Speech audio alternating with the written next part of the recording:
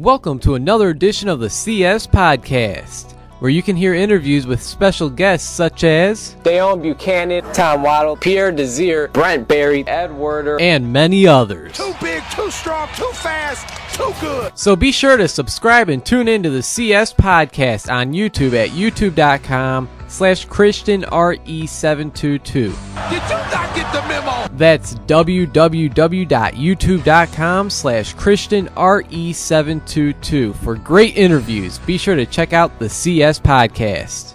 You are ridiculous.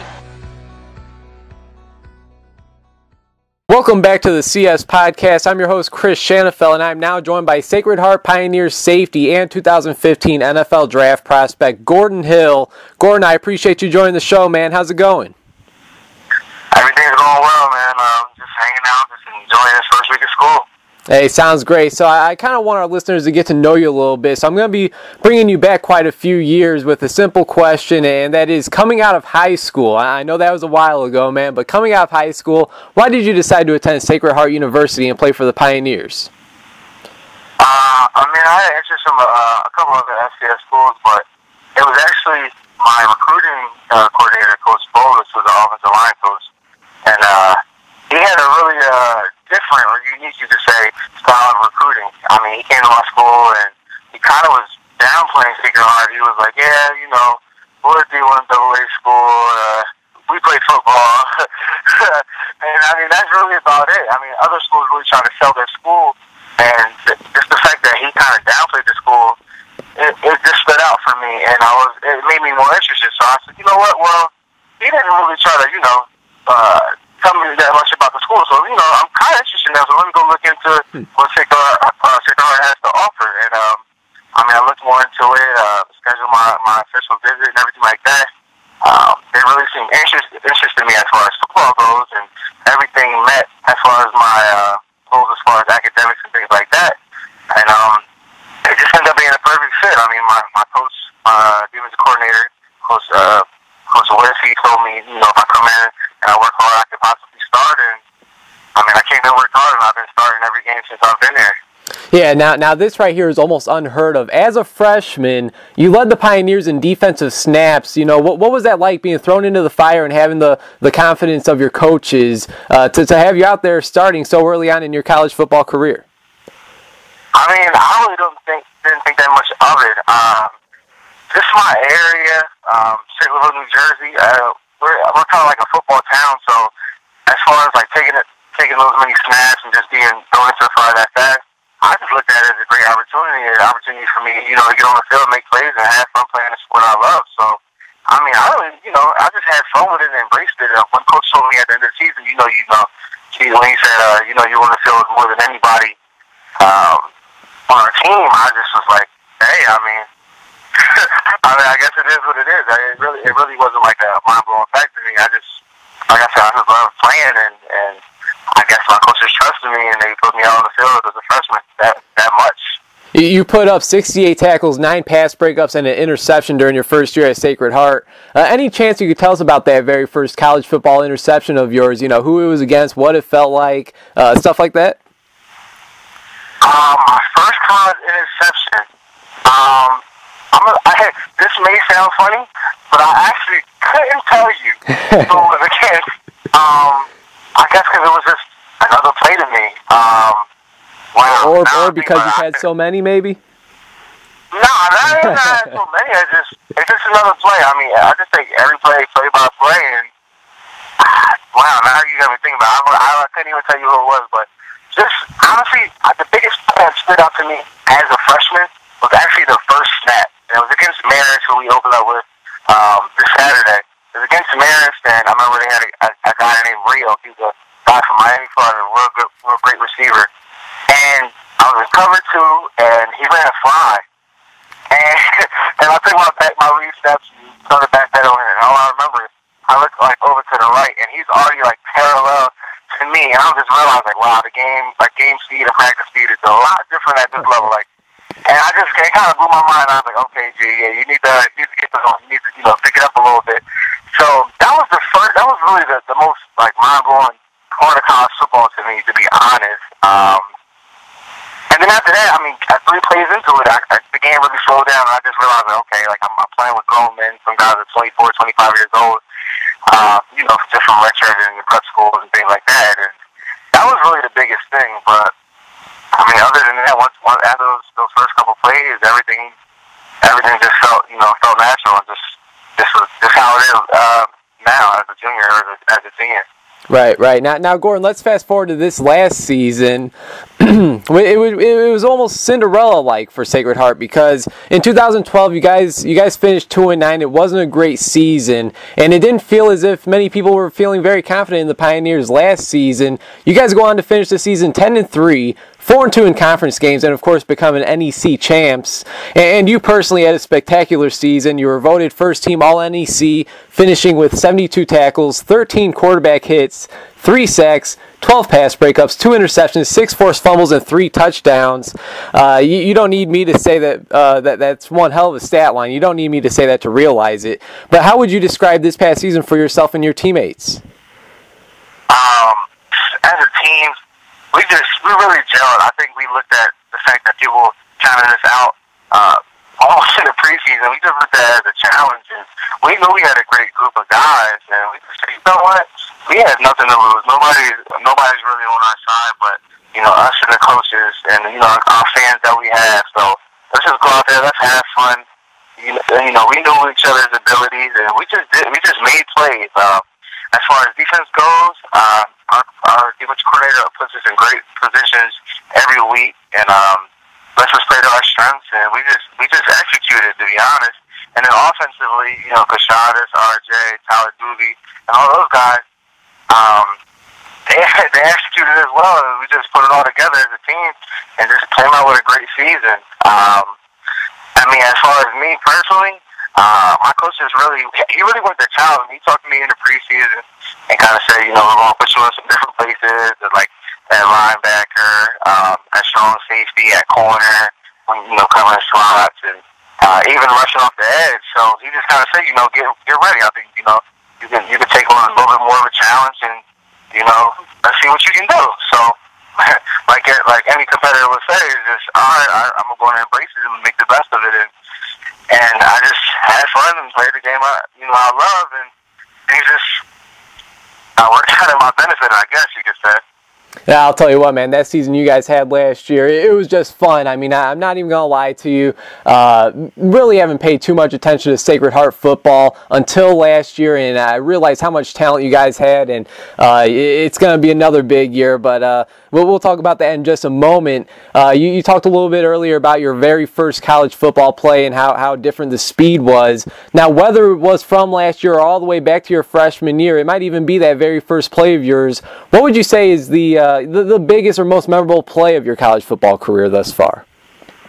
The most memorable play I've ever had at Sacred Heart will probably have to be last year, and we were in a conference championship game against Robert Morris, and they kicked the onside kick to me, and I feel like a lot of people don't know about this, but except our fans, but they kicked the onside kick to me the first time. I called it and I recovered it. Ended up scoring. Kashadas ended up scoring about a couple plays later, and then they kicked another onside kick, and because they scored again. And I was talking to some of my D-backs after the first one, and they say, "Gee, you kind of caught that one clean. You should just catch it and run next time."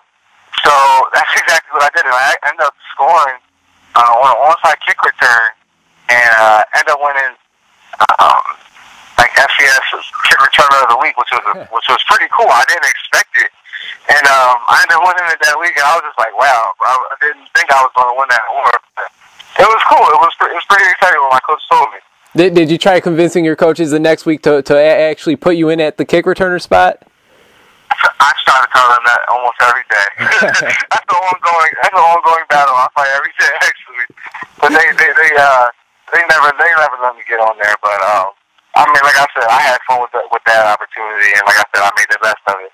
Hey, man, never say never. I mean, who would have ever thought the Seattle Seahawks would put Earl Thomas back at punt returns. I mean, I still can't believe that's going on.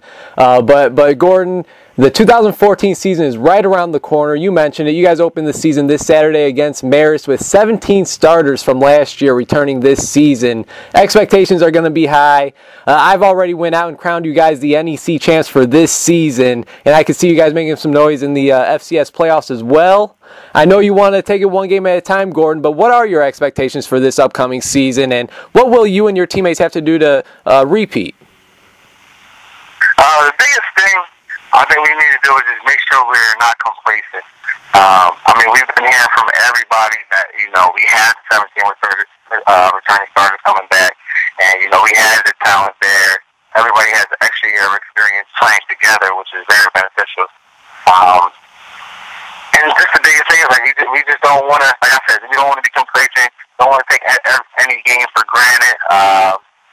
I know, especially, I feel like the Wagner game, Wagner was a great team last year, and we just came out really, really flat. We didn't play our best of our ability, and, I mean, they took advantage of it. They came out firing on all cylinders and just honestly dominated us, and we just don't want that same thing happening this year, because, like I said, we know we have the talent there, we know we have the capabilities, the coaching and everything's in place. So the biggest thing is just taking every game at a time and not overlooking an opponent, especially Marist, because I truly believe that starting the season off strong really impacts a team's psyche for the rest of the year. So this Marist game is a very, very, very big one for us.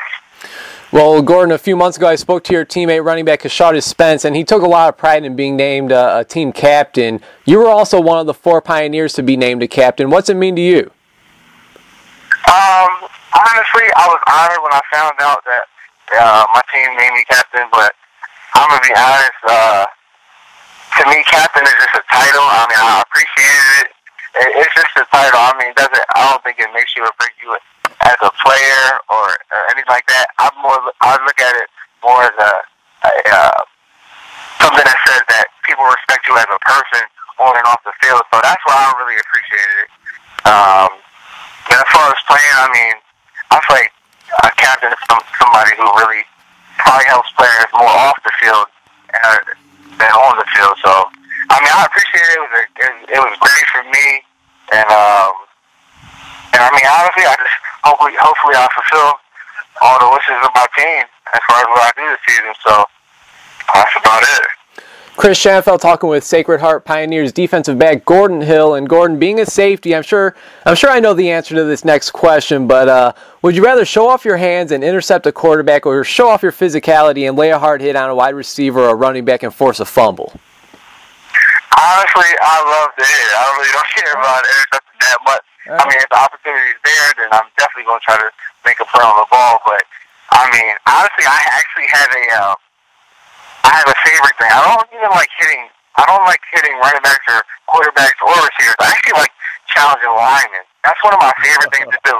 If the lineman's pulling or something like that, or they're run blocking, I love putting linemen on the ground. I don't know why. I look forward to that opportunity every game. It's kind of weird. I don't think anybody ever said that before, but that's actually one of my favorite things to do. Never have I heard that, but that's definitely interesting. I'll say that. Now, my next question for you is, and we just have a few more questions left. I really do appreciate your time, man. What do you feel are your biggest strengths as a safety? My biggest strengths as a safety? Just my versatility. I'm pretty big. I'm about 220, but I can play corner as well. And I love man coverage. I know some safeties are more just cover 2 zone guys, but I'm so comfortable playing corner in the slot against slots, or even going out wide and just or even playing linebacker, just being versatile. I mean, really anything. Even rushing off the edge. I think that's my biggest strength as a safety. My coaches get to use me in so many different ways that it's kind of like I'm interchangeable, depending on what defense we're running or what team we're running on that particular play. So that's my favorite thing. I'm almost like a rover out there, so it's pretty cool. Well, with your versatility, being able to play linebacker, cornerback, and of course safety, if you would compare yourself to an NFL player currently playing today, who do you think that would be and why? I don't like comparing myself to NFL guys, but I would say Eric Berry, because I think he's very versatile. He loves to hit. Definitely no fear in his game. Doesn't care who he's going against, but I mean, he can play corner if you need him to play corner.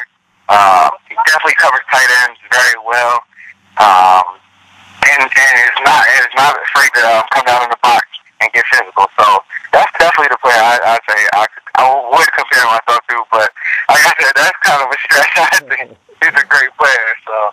Hey, you can't go wrong with that, man. You can't go wrong with one of the top safeties in the NFL. Now, it's been a long off season. At least that's what it felt like. I'm not sure, being on the other side of the, being on the field, being a player, I'm not sure if the off season kind of went fast for you. I don't know if it went slow. But to me, as a fan, it definitely went slow, as it always does. Is there one specific part of your game that you spent working on to get better on during the off season? One